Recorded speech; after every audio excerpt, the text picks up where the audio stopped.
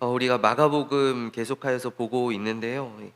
제가 이번에 저기 마가복음을 또 제가 읽으면서 이렇게 준비하면서 제가 조금 이제 다른 관점으로 이 마가복음을 제가 지금 읽고 있는데, 어 원래는 저도 이렇게 복음서를 읽을 때 하나하나의 어떤 단편적인 이야기들로, 그러니까 이렇게 에피소드들로 제가 이렇게 읽었었거든요. 근데 이번에는 제가 이렇게 처음에 이렇게 공부를 하면서 읽는 가운데 하나님께서 또 그런 마음과 또 도전을 주셔서 이 마가복음 16장까지 전체를 어떤 하나의 유기적인 걸로 이렇게 쭉 이어지는 이야기로, 그래서 단편적인 이야기들을 그냥 이렇게 시간 순서대로 배치한 것이 아니라 이 마가라고 하는 이 저자가 베드로의 그 수많은 설교들 가운데 어떤 의도를 가지고 어떤 전체적으로 우리에게 전해주고자 하는 그런 메시지를 가지고 이것들을 의도적으로 이렇게 배치하고 연결하지 않았는가, 그런 생각들을 가지고 지금 마가복음을 계속해서 읽고 있어요. 그래서 우리가 이제 1장부터 3장까지 이제 쭉 정말 급박하게 왔었는데, 그래서 예수님께서 굉장히 마가복음은 사실 서론이 없이, 프롤로그가 없이 그냥 바로 본론으로 그냥 들어가서 이렇게 쭉 하는데, 그만큼 이제 우리에게 전해주고 싶은 메시지가 굉장히 중요하고 또 급박하다라는 것을 알 수 있죠. 그리고 예수님께서 이 하나하나 예수님께서 누구신지, 예수님께서 하시는 일을 통하여서 또 2장에서는 예수님께서 바리새인들 종교 지도자들과 함께 나누시는 그런 여러 가지 논쟁들을 통하여서, 그래서 예수님이 누구신지를 우리에게 드러내 주었고, 예수님의 어떤 권위와 또 그런 것들을 드러내 주었고, 그 가운데 이제 계속해서 이 기존의 이제 종교 그런 세력들, 종교 권력들 이렇게 저항하시면서 당시에 이제 가지고 있었던 어떤 유대인들의 그런 생각들, 메시아에 대하여서 딱 고착화되어 있는 그런 사상들, 그런 것들을 좀 깨트리고 하나님의 나라에 대해서 오해하고 있는 것들을 계속 바로잡아 주시려고 하는, 그 제자들은 물론이고요. 제자들도 계속 따라다니면서도 계속 오해하고 있죠. 그러면서 계속 이제 하나님의 나라에 대한 말씀을 증거하시면서 하나님의 나라에 대해서 우리에게 설명을 해주시는 그러한 모습들을 우리가 이제 사장에서 연속적으로 이렇게 만나게 됩니다. 오늘 이 사장에는 네 가지 비유인가요? 네 가지 비유가 있습니다. 첫 번째는 이제 씨 뿌리는 사람의 비유이고요. 그리고 두 번째는 등불에 대한 비유가 있죠. 그리고 세 번째는 자라나는 씨에 대한 비유가 있고요. 네 번째는 겨자씨에 대한 비유가 있습니다. 이게 다 비슷한 얘기인 것 같은데, 네, 예수님께서 어떤 의도들을 가지고 이런 말씀들을 하셨고, 또 마가도 어떤 우리에게 전하고자 하는 그 의도대로 이 비유들을 이렇게 배치한 것이다라고 저는 봐요. 어, 이 비유를 이제 1차원적으로 이제 해석을 하면, 우리가 딱 성경을 딱 읽을 때 딱 이렇게 문맥에서 딱 드러나고 나에게 와닿는 그런 은혜들이 있고, 그다음에 조금 더 깊이 연구하면서 이렇게 주변에 이런 레퍼런스들도 보면서 좀 더 깊이 연구하면서 또 그 가운데 이렇게 받는 또 주시는 은혜들도 있을 터인데, 오늘 이 마가복음 4장의 비유들은 일단 1차원적으로 우리가 한번 해석을 하면요. 문맥 그대로 이제 이 비유들을 이제 받아들이자면, 씨 뿌리는 자의 비유는 이 좋은 땅이 되라라는 비유죠. 예수님께서 여러 땅들을 이렇게 예로 드시면서 너희는 좋은 땅이 되라라고 주님 말씀하십니다. 너희는 말씀이 심어지고 자라나서 30배, 60배, 100배의 결실하는 그런 좋은 마음밭을 지녀라. 그래서 이 씨 뿌리는 자에 등장하는 이 좋은 밭이라고 하는 것은 이제 참된 제자, 열매 맺는 제자를 분별하는 그런 이야기이죠. 사람이 그 열매로 그들을 아느니라라고 말씀하시잖아요. 그러니까 내가 어떤 밭인지는 이게 뭐 사람 딱 얼굴 볼 때 겉으로 뭐 표나는 건 전혀 없잖아요. 만약에 제가 이렇게 딱 예배당 앞에 이렇게 서서 이렇게 예배 들어오시는 분들한테 "아유 오늘은 가시덤불로 오셨군요. 아 오늘은 돌밭이시네요. 아 오늘 좋은 밭으로 오셨습니다." 막 이렇게 인사하면은 다 시험 들어 다음 주에 아무도 안 나오실 거예요. 우리가 겉으로 이렇게 보여지는 건 아니거든요. 근데 열매들로 그 밭을 알 수 있다라는 거예요. 그래서 이 열매들을 통하여서 예수님께서 좋은 제자 또 그렇지 않은 제자들을 구분하신다라는 것이죠. 나중에 그 최후의 심판 때 알곡과 가라지를 구분하시처럼 또 양과 염소들을 이렇게 가르시는 것처럼 열매로 이제 우리가 좋은 제자인지 참된 제자인지를 알 수 있다라는 거예요. 그러고 이제 이어지는 이제 등불의 이야기를 보면 그러면은 내가 좋은 마음밭을 가지고 있어서 내가 열매 맺는 제자라고 한다면 그러면은 나는 어떻게 해야 되는가? 나는 어떻게 해야 되는가? 그것이 바로 오늘 이 등불의 비유 가운데 나타나 있어요. 이거는 제자의 어떤 책임, 제자의 사명에 관한 이야기죠. 너희들이 받은 은혜, 너희들이 지금 빛이라고 한다면 하나님께서 너에게 빛을 비추어 주셨다면 그 빛을 숨겨두지 말고 그것을 발하여라라는 것이죠. 발하여라. 사람들에게 전하여라. 사람들에게도 비추어 주어라라고 말씀하세요. 지금 제가 여러 번에 걸쳐서 말씀드린 바 있지만 예수님께서 우리를 부르신 목적은 무엇이냐면 나로 하여금 예수님과 똑같은 사역을 하게끔 만들기 위해서 나로 예수님께서 그 정말 우리가 다 다를 수 없는 그 본을 예수님께 보여주셨고 예수님께서 우리에게 도전하시는 거예요. 너도 할 수 있어. 너도 그렇게 될 수 있어. 너도 그렇게 할 수 있어. 너 그렇게 기도할 수 있어. 너 그렇게 희생할 수 있어. 너 그렇게 헌신할 수 있어. 너 그렇게 섬길 수 있어. 사랑할 수 있어. 이렇게 예수님께서 우리에게 계속 도전하시는 거예요.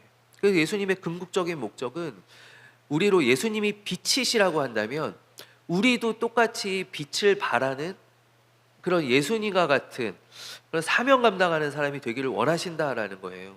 우리가 처음에는 마치 그 반사체처럼요, 거울처럼요. 이제 빛이 딱 비추면은 그 빛을 그냥 이렇게 반사해서 주는 여기 예수님 있습니다. 여기 예수님 좀 보세요. 마치 달과 같이 그 태양빛을 반사하는 달과 같이 그런 역할을 했었다면 예수님의 우리를 부르신 궁극적인 목적은 그 단순한 통로가 아니라 나로 하여금 빛을 발하게 하신다라는 거예요. 나도 예수님처럼 빛을 발하게 하신다. 사람들이 나에게서 나오는 빛을 보고 예수님을 바라보게 하신다. 그게 예수님의 우리를 부르신 궁극적인 목적이다라는 것이죠. 그러할 때 세 번째 비유 이제 스스로 자라나는 씨에 대하여서 예수님께서 말씀하십니다. 이 스스로 자라나는 씨다라는 것은 우리 바울이 서신서에서도 이야기한 바와 같이 나는 뿌렸고 아볼로는 물을 주었으나 그러나 자라나게 하시는 이는 오직 하나님이시다. 사람이 자라나게 할 수 없다라는 거예요. 하나님께서 자라나게 하시는데, 그러니까 이 말씀은 꼭 뭐냐면 내가 제자로 이제 하나님께 부름을 받고 내가 일꾼으로 부름을 받았고 그리고 일꾼으로서 이러한 사명들을 감당할 때 그게 내 힘으로는 안 된다는 것이죠. 내 힘으로 어떤 내 의지로 그게 그렇게 되던가요? 우리가 우리나라 요 짧은 선교의 역사만 봐도 사람들의 의지가 아닌 하나님의 의지, 자라나게 하시는 우리 한국교회 복주시고 한국교회를 자라나게 하시는 그 하나님의 뜻이 우리나라 가운데 임하신 것이지. 사실 여기 다녀가신 그 수많은 선교사님들 가운데 어떤 자기의 뜻대로 무언가 하신 분들이 몇이나 계실까요? 우리 잘 알고 있는 토마스 선교사님도 오셔서 성경책 4권 전해주시고 딱 참수당하셨어요. 그 선교사님 정말 박스로 가져온 그 성경책 가운데 선교사님 직접 전해주신 건 1권이고 4권만 이 대동강에 떨어져 가지고 사람들 손에 넘어가는, 그러고 그냥 죽임을 당하셨다. 그러면 이 선교사님이 얼마나 내가 조선 선교를 위해서 많이 기도하고 또 뭐 조선어도 공부하고 많이 준비를 하고 왔을 텐데 그게 선교사님의 어떤 힘으로 선교사님의 뜻으로 그게 되던가요? 그게 자라나던가요? 그런데 하나님께서 자라나게 하신다는 거예요. 하나님께서 그것들이 선교사님은 여기에서 교회도 세우지 못하고 한 명 세례주지 못하고 돌아가셨지만, 그러나 하나님께서 역사하셔서 하나님께서 자라나게 하신다라는 거예요. 우리의 뭐 개인적인 성장도 마찬가지입니다. 내가 하나님의 정말 좋은 일꾼 되기를 원하고, 또 우리 교회도 하나님께 정말 귀하게 쓰임 받기를 원하는데, 그게 어떤 우리의 힘으로, 또 우리의 뜻을 우리의 바람대로 그게 잘 안 된다라는 것이죠. 그렇기 때문에 우리는 자라나게 하시는 그 하나님을 바라보고, 또 하나님을 의지하고 하나님께 구해야 할 줄로 믿습니다.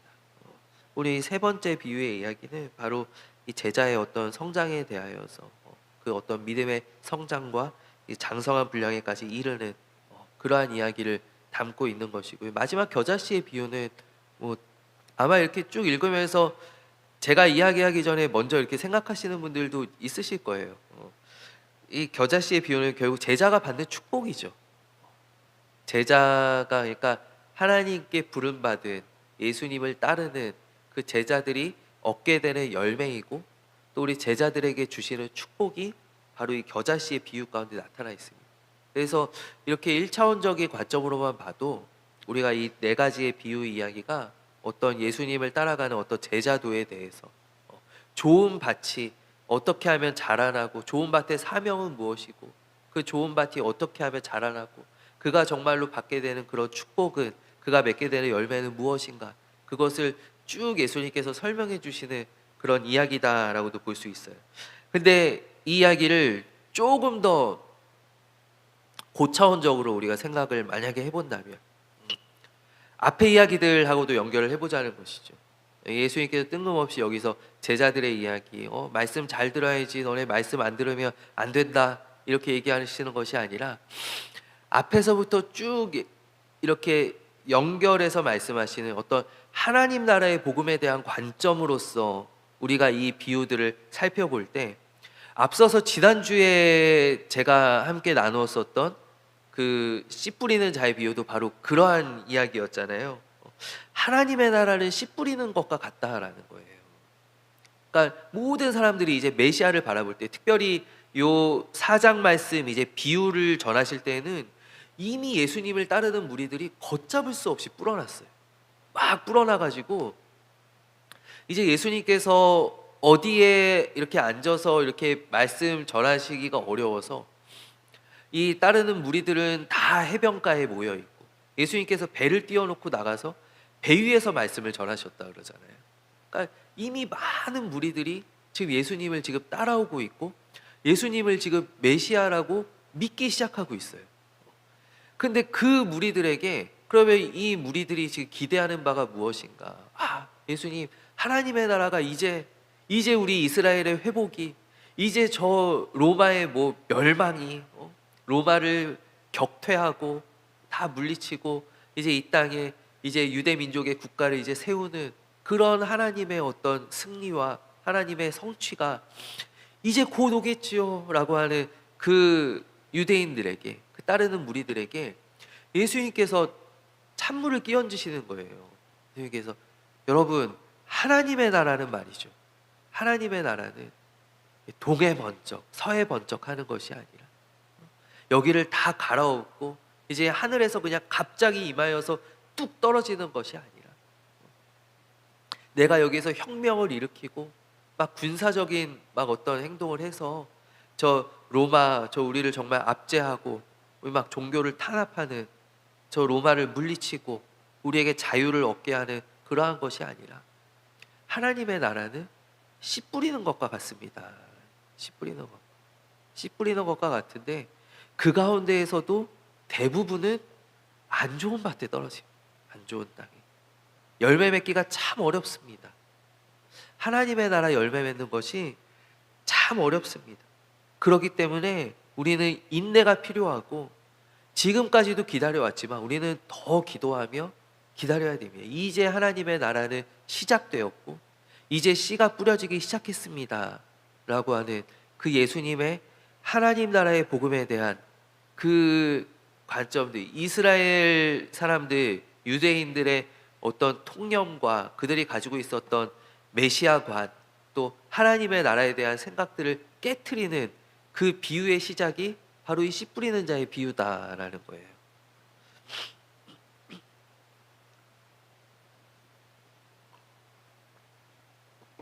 오늘은 길게 못 하겠는데요. 네. 그러면은 이 하나님의 나라가 어떠하냐? 두 번째 비유를 그래서 그 관점으로 우리가 살펴본다라고 하면 등불을 말 아래, 그러니까 등불이 밝혀 있으면은 결국은 사람들 앞에 드러나게 되어 있다. 드러나게. 지금은 감추어져 있고 지금은 숨겨져 있는 것 같지만, 그러나 여러분, 감추어졌다라는 것은 무엇이냐면 짠 하고 나타내기 위해서 감추는 것이고, 오늘 이 비유가 그런 거잖아요. 그리고 드러내기 위하여서 숨겨지는 것이다. 그러니까 오늘 예수님의 비유는 무엇이냐면, 이제 막 임하기 시작한 하나님의 나라, 이제 그 유대인들이 막 답답할 거예요. 그 예수님 그러면 언젠데요? 우리는 얼마나 더 고생해야 되는데? 우리는 이제 자유함 얻는 게 아닌가요? 이제 우리 나라가 세워지는 게 아닌가요? 그런 사람들에게 지금은 감추어져 있고 지금은 보이지 않는 것 같지만, 그러나 하나님의 나라는 반드시 나타나게 되어 있다. 반드시 드러나게 되어 있다. 마치 등불과 같이 하나님께서 하나님의 나라가 이 땅에 임하고 하나님의 나라를 통하여 역사하시는데, 그렇다면 하나님께서 그 등불을 반드시 더 등경 위에 두어서 모두에게 비추게 하신다라는 거예요. 그래서 그날이 오고 있다라는 것이, 그날이 오고 있다. 예수님께서 이 등불의 비유는 그래서 이 하나님의 나라를 기다리고 있는 그 유대인들에게 어떤 희망을 주시는 그런 말씀이고, 이 세 번째 비유도 그럼 연결이 되죠. 하나님께서 그 하나님의 나라를 일으키시고 또 세워가시며 하나님께서 자라나게 하신다, 성장하게 하신다라는 거예요. 우리 사자성어 가운데 발묘조장이라는 사자성어, 아마 어르신들 잘 아시죠? 알묘조장이라고도 하는데, 옛날 그 송나라 때 정말 성질 급한 사람이 있어서 이 사람이 이제 밭에 이제 식물을 이제 심었는데 싹이 나는데 그걸 기다리고 있는데 못 기다리겠는 거예요. 그래서 이 사람이 밤에 뭘 하냐면은 가가지고 그 식물에 내가 도와줄게 이러면서 식물들을 조금씩 조금씩 이렇게 뽑아줬다라는 것이, 뽑아줬다. 그러고 아침에 나가서 보니까, 야, 어제보다 많이 자랐다. 어제보다 5cm나 자랐네. 그러면서 좋아했는데 다음날 가서 보니까 다 죽어버렸다라는 것이죠.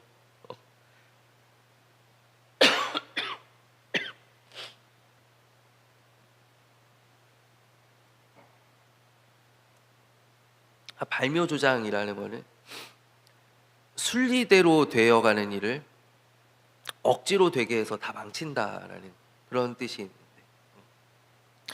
하나님의 나라도 그와 같다라는 것이죠.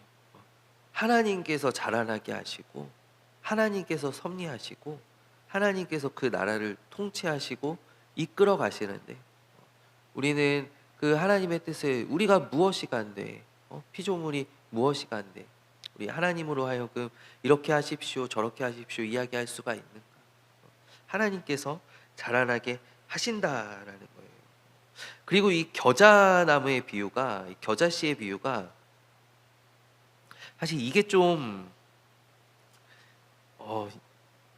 이해가 안 되는 비유이긴 합니다.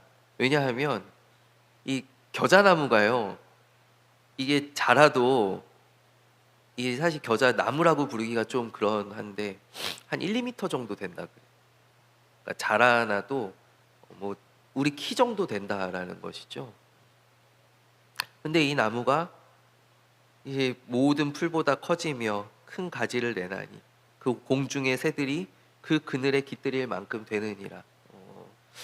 겨자씨라고 하는 거는 아마 뭐 씨앗 중에 뭐 대표적으로 상투적으로 제일 조그만한 씨앗, 아마 예수님께서 상징적으로 그런 말씀을 하신 것 같아요. 그래서 가장 작은 씨앗인데 이 씨앗이 정말 큰 나무, 새들이 와서 깃들이는 그런 아름드리 나무가 될 것이다.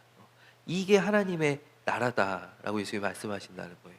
그러면은 유대인들이 들을 때 겨자나무가 나도 아는 건데 이 뭐 삭개오가 올라갔던 저 돌무화과 나무도 아니고 다른 나무도 아니고 큰 나무들이 많은데 왜 겨자씨 겨자나무를 가지고 뭐 무화과 나무도 아니고 왜 겨자나무를 가지고 예수님께서 이런 비유를 드실까? 겨자나무가 아무리 커봐야 얼마 되지 않는데 그렇게 크지 않은데 예수님께서 왜 그런 비유를 하실까? 그래서 저도 이제 여러 주석들도 보고 저도 이렇게 많이 공부를 해봤는데 결국 이거인 것 같아요. 한참 기다려야 된다. 한참 기다려. 예, 하나님의 나라라고 하는 것은 순식간에 이루어지는 것이에요. 그걸 자라나게 하시는 것도 열매 맺게 하시는 것도 하나님의 뜻 가운데 있는데 너희도 알다시피 이 겨자씨 가장 작은 겨자씨 한 알이 저 아름드리 나무가 되어서 새들이 깃들 만한 사람들이 와서 그 그늘에 쉴 만한 그런 나무가 되기까지 얼마나 많은 시간 또 많은 계절들을 견뎌야 하며 또 지나야 하며 그렇게 될 수 있을까? 그만큼 하나님의 나라는 사실 지금 이 예수님께서 오시기까지 이 하나님께서 이끌어 가신 이 구속사라고 하는 것이 사실 하나님의 구속사가 뭐 처음에 천지 창조부터 시작했지만 그래도 우리에게 이렇게 가시적으로 나타나게 되는 것은 어떤 하나님의 계획과 하나님의 뜻하신 바가 우리에게도 가시적으로 나타나는 사건은 사실 아브라함을 부르신 사건이잖아요. 하나님께서 정말 아무 그런 뭐 공로나 그 의로운 것 없이 하나님께서 아브라함을 딱 택하시고 아브라함으로 하여금 큰 민족을 이루시고 이제 그 민족을 통하여서 하나님께서 역사하시겠다. 하나님께서 이제 구원을 이루시겠다라고 말씀하셨어요.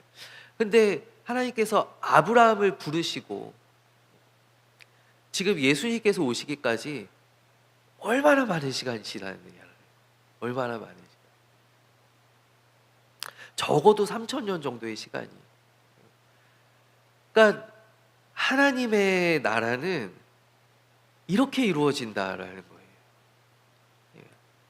하나님의 그것이 뭐 물론 이렇게 무조건 그런 하나님 나라는 무조건 느리다 이런 것은 아니지만 그러나 우리가 하나님의 어떤 나라, 하나님의 역사시, 하나님의 은혜와 하나님의 어떤 일하시는 섭리들을 기다릴 때 우리가 이와 같이 하나님께서는 정말 단단하게 하시고 견고하게 하시고 이 겨자씨 한 알이 정말 저 큰 아름드리 나무가 되기까지의 그 시간을 우리로 인고하게 하시고 여러분 이 이스라엘이 벌써 이 이스라엘이 어떤 신앙 공동체로서 이렇게 지금 예수님을 맞이할 수 있는 준비가 되기까지 그들을 애굽에서 400년을 보냈고요.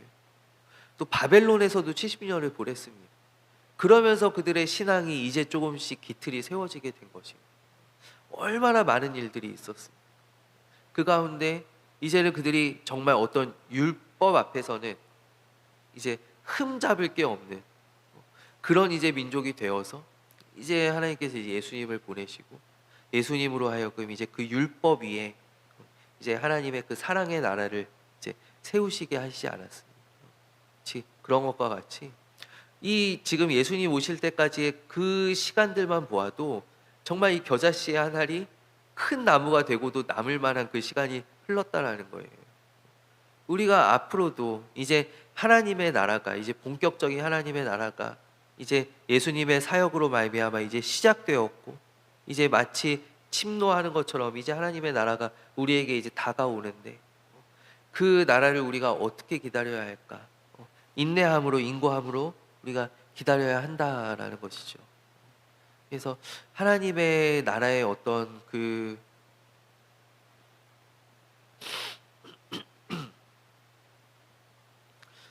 뭐라고 설명할 수 있을까요?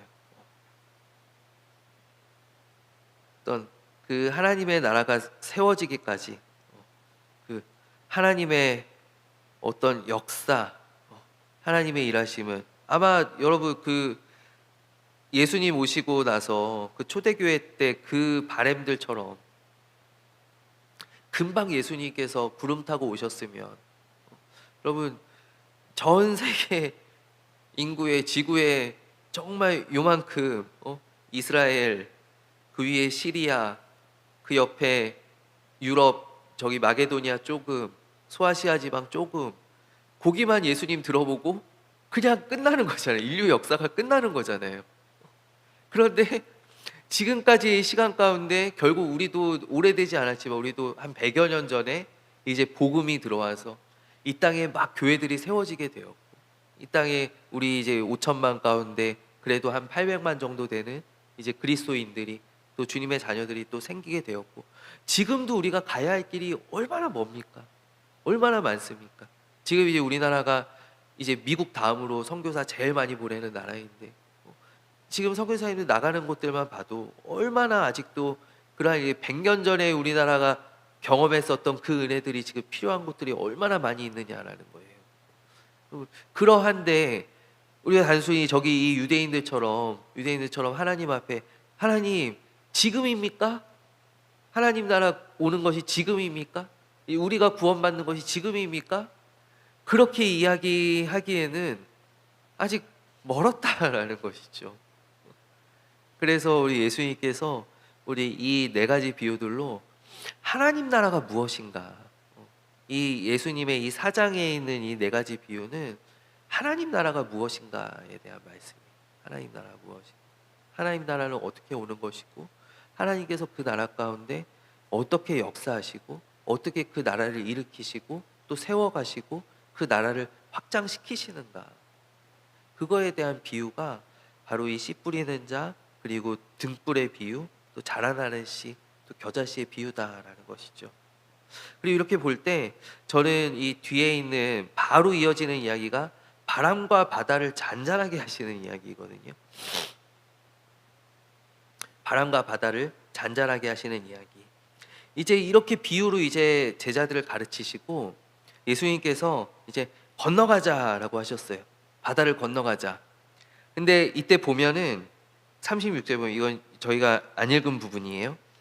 36절에 보면은 그들이 무리를 떠나 예수를 배에 계신 그대로 모시고 가매 다른 배들도 함께 하더니, 그러니까 예수님과 12제자뿐만 아니라 주변에 이제 많은 배들이 또 나도 건너갈래요. 나도 예수님 쫓아갈래요. 이러면서 배들을 막 띄우기 시작했다라는 것이죠. 배들을 막 띄우기 시작했는데 큰 풍랑이 일어납니다. 큰 풍랑이. 그리고 지금도 이 갈릴리 바다는 갈릴리 바다라고 하지만 사실은 호수죠. 호수. 이게 막혀 있는데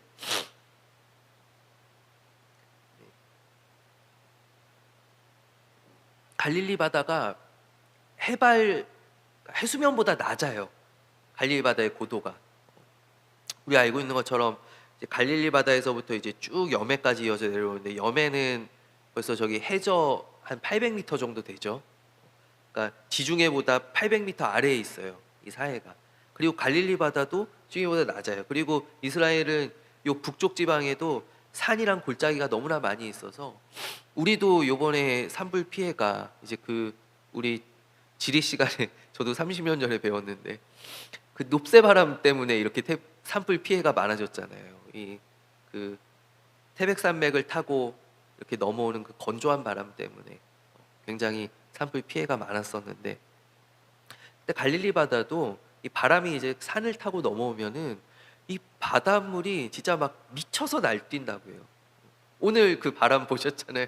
우리 여기 우리 교회에 막 주보가 다 날아다니고 1층에 막 그랬는데 이 바다가 막 미쳐서 날뛰는 거예요. 그래서 지금도 뭐 오늘날에도 이렇게 동력으로 가는 그런 배들도 못 띄우는 날들이 굉장히 많이 있어요. 갈릴리 바다에서, 갈릴리 호수에서. 근데 당시에 이제 뭐 여기 다 갈릴리 촌 사람들이고 뭐 직접 배를 몰고 고기를 낚는 사람들도 있겠고, 베드로처럼 또 대부분은 또 바다와 연결되어 있는 그런 생업이 연결되어 있는 그런 사람들일 텐데, 이 사람들이 이 바다를 건너가다가 이 풍랑을 만났을 때 얼마나 무서웠을까요? 이게 모르는 사람은 사실 안 무섭거든요.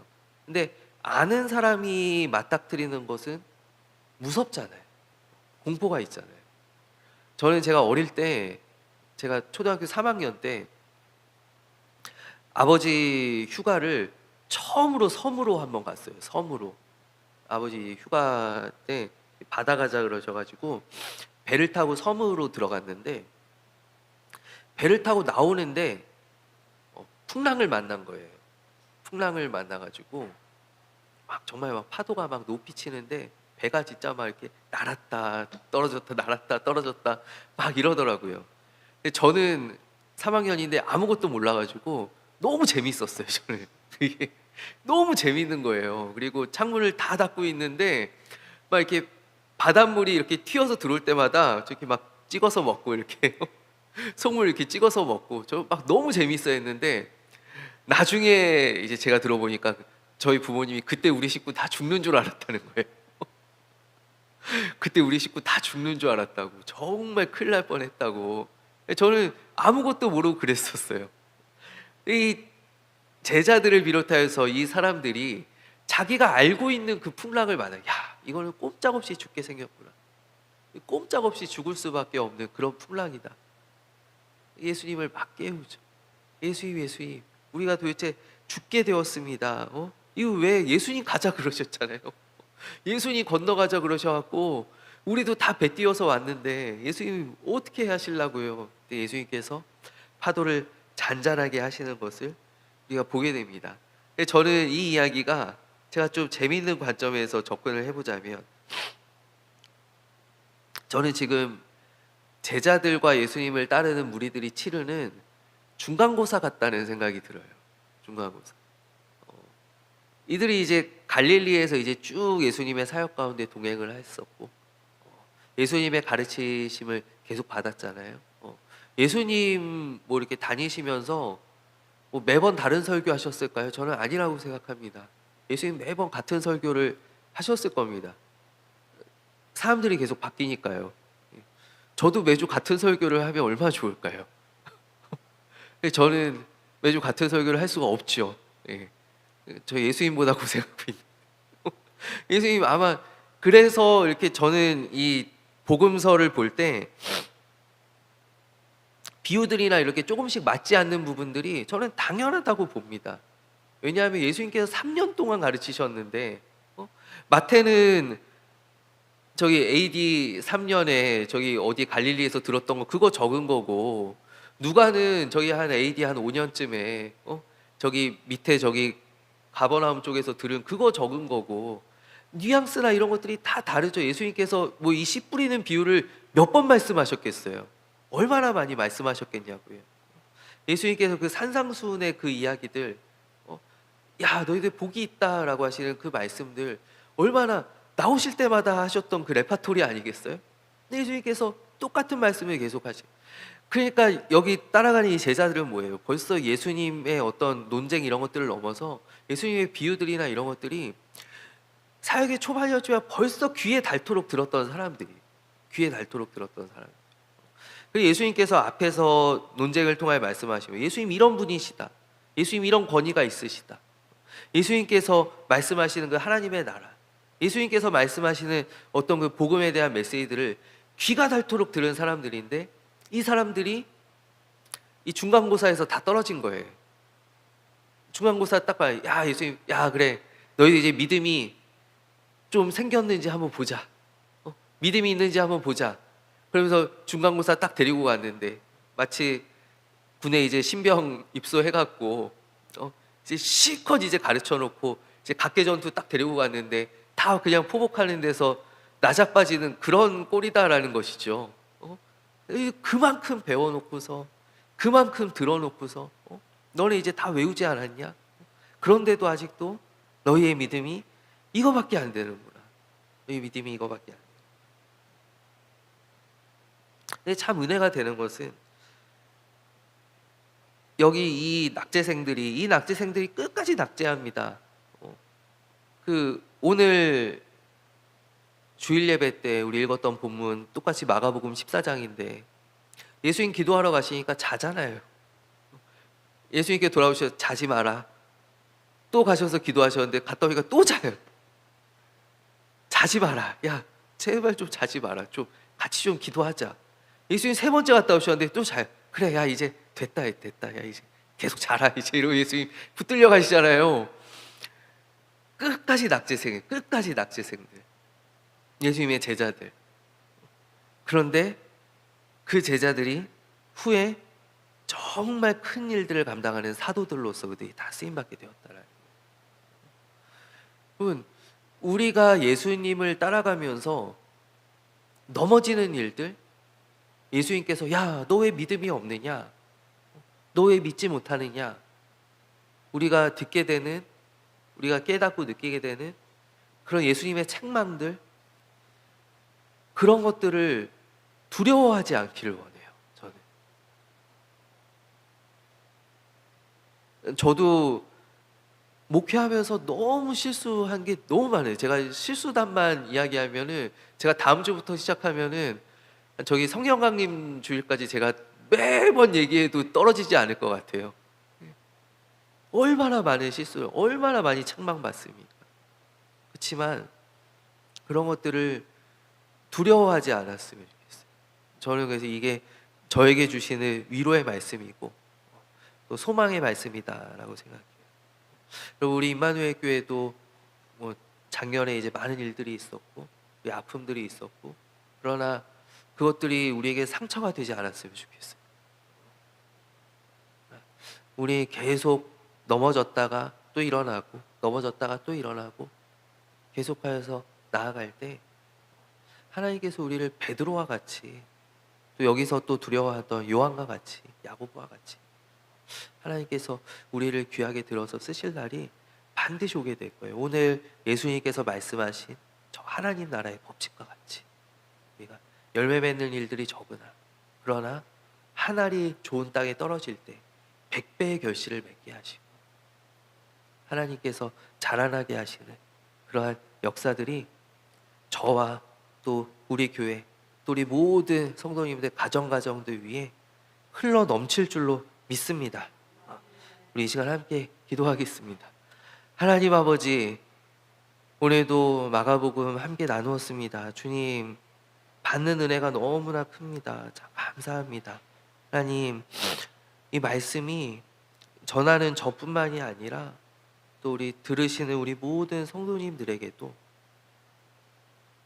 더 큰 능력으로 역사하여 주셔서 우리의 삶 가운데 많은 좋은 열매들로 맺혀질 수 있는 은혜를 주여 허락하여 주시옵소서.